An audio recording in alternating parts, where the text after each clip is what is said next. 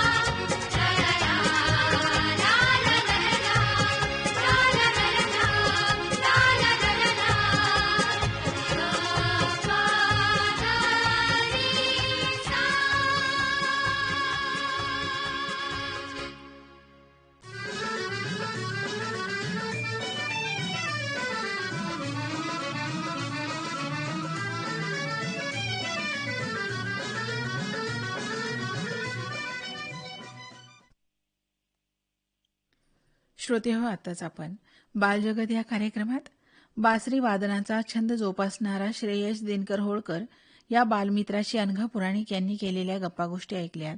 सादर करते होते किशोर पवार. हा कार्यक्रम प्रसारित झाला आकाशवाणीच्या धाराशिव केंद्रावरून.